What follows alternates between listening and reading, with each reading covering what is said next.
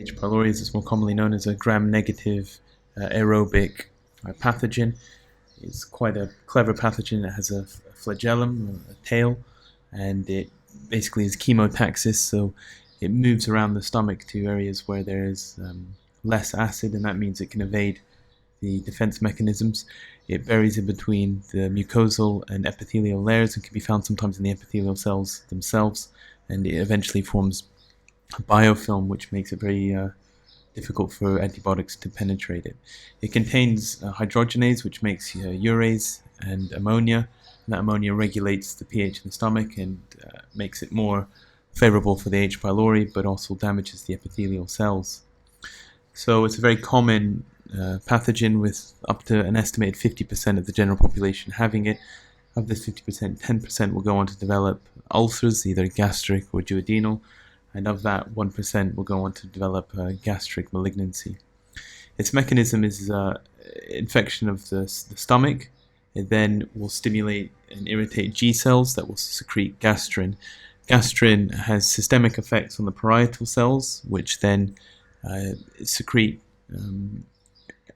hydrogen chloride into the stomach itself, which lowers the pH, makes it more acidotic, and then that will then pass through to the duodenum. The duodenum does not tolerate large acid loads well, and that's when you go on to develop duodenal ulcers.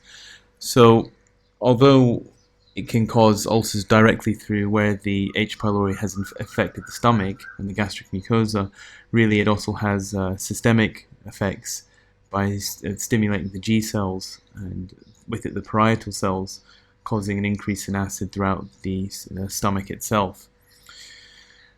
So when you do a biopsy, endoscopy, one of the common questions will be asked is, even if it's a duodenal ulcer, pre-pyloric biopsies have the highest yield of finding H. pylori there. It's not actually where the ulcer is found itself.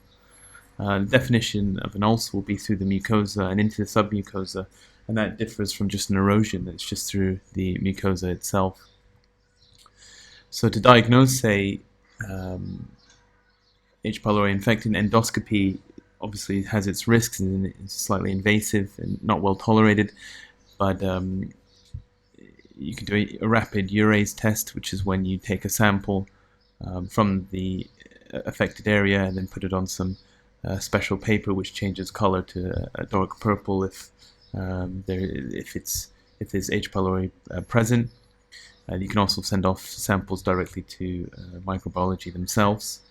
Other tests seen are the radionucleotide labeled C14 and C13. The patient drinks a solution, and then the CO2 is measured to see if the urease has been active.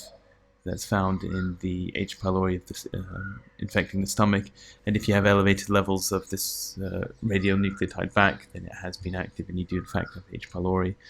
Blood antibody, stool antigen, and urine are also being used, but with mixed sensitivities and specificities. The treatment, once diagnosis is confirmed, would be triple therapy, and that means a proton pump inhibitor, which is usually omeprazole, clarithromycin, and amoxicillin. And if you're penicillin allergic, then metronidazole has been used. Obviously, there's different degrees of